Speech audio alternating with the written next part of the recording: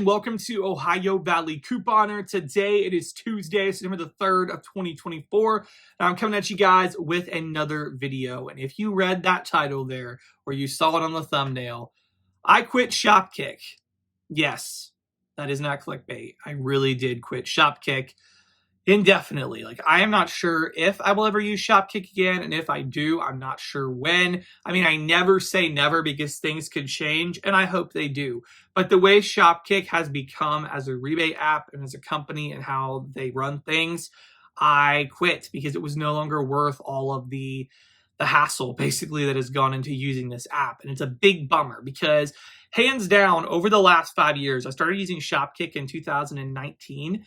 I have loved it. I have gotten some of my best deals ever using Shopkick. I have gotten a great variety of deals using Shopkick. I really, really loved Shopkick. I've gotten some crazy deals over the years with it. Seriously, I have loved it. And I really don't want to not use it. Like, seriously, I love it. And there's still great deals on it. I still talk about it in my videos because you guys might not want to stop using it right now. But I have stopped for a couple of different reasons, and that's what I'm going to talk about in this video today. Now, I do want to say, don't take this video as me telling you to delete Shopkick off of your phone or anything like that. Just because I no longer am personally using Shopkick at the moment does not mean that I discourage any of you from using it. I'm still talking about Shopkick in my videos because there are still deals to be had, but for me and what, like, my circumstances, basically, it's no longer worth it for me to do Shopkick at the moment, but for you, it may be different.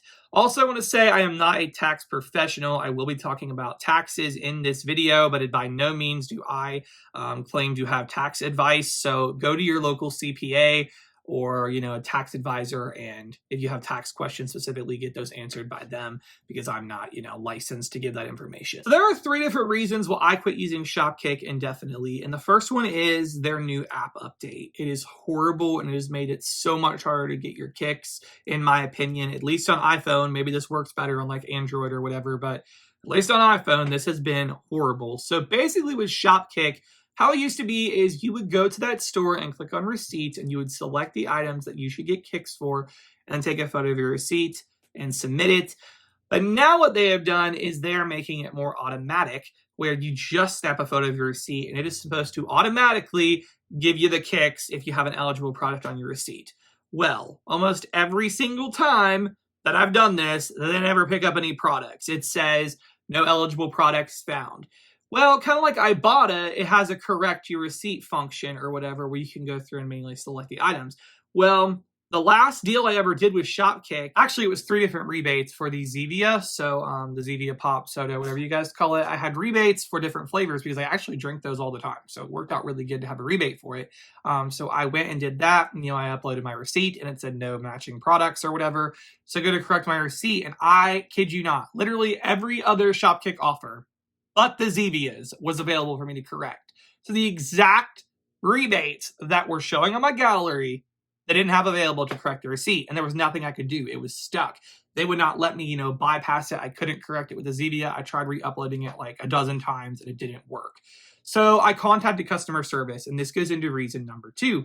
Their customer service, so bad. It is nothing like it used to be. Because guys, for years, Shopkick, out of all the rebate apps, had the best customer service, hands down.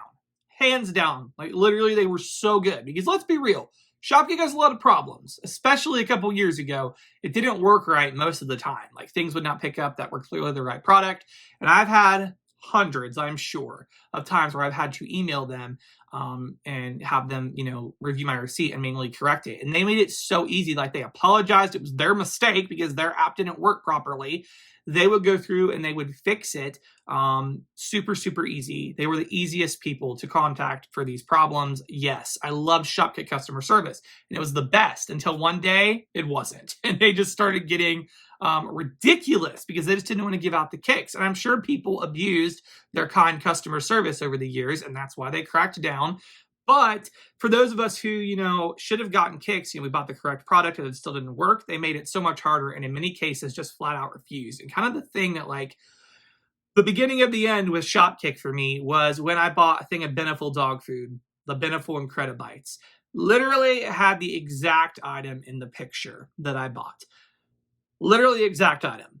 and it didn't work. And they refused to give me the kicks. Keep in mind, it's literally the one in the picture. They refused to give me the kicks because it didn't do the scan kicks. They refused. They were like, it has to be in the scan kicks or we won't credit you. Despite that it's in the photo, like literally on the offer picture, that exact product. They refused to give me the kicks. And then going back to the Zevia example, because like I said, I tried over and over and it would not allow me to add the Zevia on there when I tried correcting my receipt. I finally was like, okay, I'm going to email them, whatever. I explained it to them.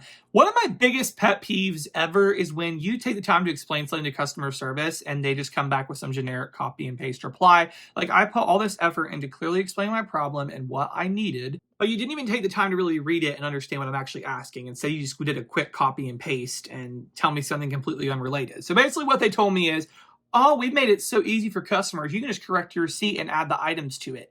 Like people, if I could do that, why would I have emailed you? Like they didn't even read it. So had to follow up again and they finally did credit me. But it's like I have had to fight for things like that more often than I used to. Like seriously, they were so great. It was like no questions asked. If it didn't work, they just go through and credit it. And I understand asking questions. Like I get that. It's not the fact that they need me to like prove I got the product that's the problem. It's just that they make up reasons why, like with the Denaful. Oh, well, you didn't scan it, so we're not going to give you the kicks. But like guys, it's the exact item in the picture. Literally the exact item. So annoying, so annoying. But the big thing, this is the biggest reason that I finally gave up Shopkick, because sometimes it still works great and I got awesome deals with it. And I have definitely seen the amount of deals I personally do decrease because I've not been using Shopkick. But the reason that I've officially stopped using it is because this wouldn't be a deal since Shopkick is doing things how they're doing them with this. And that is the fact that Shopkick is now requiring your tax identification information once you have redeemed over $600 of kicks. Now, keep in mind that yes, the IRS does require these companies to report 1099s to users who have earned more than $600 of taxable income. And even if they don't have to send a 1099, the IRS does still expect people to report any forms of taxable income, even if it's under $600. So be aware of that. But the key in all of that is taxable income, okay? Taxable income. And that's a very, very important specification here. Even Shopkick acknowledges that the $600 threshold only applies to kicks that are from non-purchases. So this is things like walk-ins where you just walk into Walmart and you get 10 kicks for it, when you go around scanning products. That is considered taxable income. However, per Shopkick's website, kicks earned from making purchases. So like when I bought the Zevia and I was supposed to get 900 kicks. Well, according to tax law and according to Shopkick, rebates are not considered taxable income. So rebates that effectively reduce the purchase price of a product or service are not to be treated as taxable income. So earning 900 kicks for Zevia for making a purchase is a rebate. So just to clarify here, because I made a purchase, that's what is considered a rebate. But if I didn't make a purchase and just got 900 kicks for scanning the barcode and not buying it, that would be considered taxable income. So hopefully that makes sense. Shopkick, like I said, they're even saying this on their website, but they're not actually following this. So this is my Shopkick right now. It is saying that I have $595 of non-purchase kicks redeemed. I want my social security number and other personal information so they can go report this to tax authority that I have earned over $600 of non-purchase kicks. But wait, there's a problem with that. I haven't redeemed $595 of non-purchase kicks. In fact, I went through and added up all of my non-purchase kicks for the year. So the walk-in kicks and scan kicks, and it adds up to 2,610 kicks, which is barely enough for a $10 PayPal credit. So every other amount of kicks I've redeemed this year, which now is $595, only 2,610 kicks would be considered taxable income, or a little bit over $10. Literally.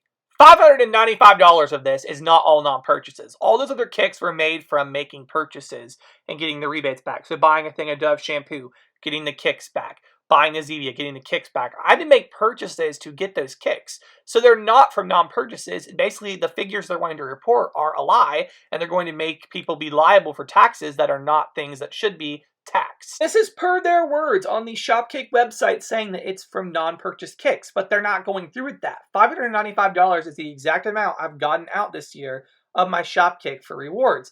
But like I said, like 99% of those were for buy kicks or purchase kicks or whatever you call them. They were not from non-purchases. I went to Shopkick, several different times to try to get this corrected, because I'm not going to give them my tax info for income that is not taxable. Yes, I understand I am liable to report taxable income that is from non-purchases, which I've calculated that amount, but it is not $595. No way, no how. It's only $10 and some change of the $595 that I've cashed out this year. So I explained this to them in great detail, and literally no one would even address it whatsoever. They just continue to give me generic copy and paste answers saying that, oh, if you don't earn $600 in non-purchase kicks, we won't be required to submit your earnings to the IRS.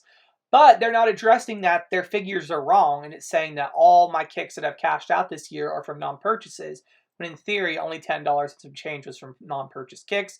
Everything else was purchases and would not be deemed as taxable income. I cannot get anybody to address this, and even today, nearly a month later, it still shows that I have $595 of non-purchase kicks. Once I roll over $600, they would literally not let me cash out anymore until I gave them my social security number and other personal information. And like I mentioned earlier, I'm not a certified tax professional. This is my understanding of what is posted on Shopkick's website as well as on other online tax resources, but definitely reach out to a CPA or tax professional if you have any further questions on the tax matter. Anyways, guys, that is why I have stopped using Shopkick indefinitely. I would love to get to use it again because it's hands down, it still is one of the better rebate apps. The rebates are so good, and I miss not using it. But for these reasons, I personally have decided to stop using it. You may never run into an issue. Maybe you barely use it and you'll never get anywhere close to $600 total of cashing out for the year, and you wouldn't have any issues. So yeah, be aware of that. But for me, this is why I personally stopped using it. I know a lot of you all wanted an update, so here it is.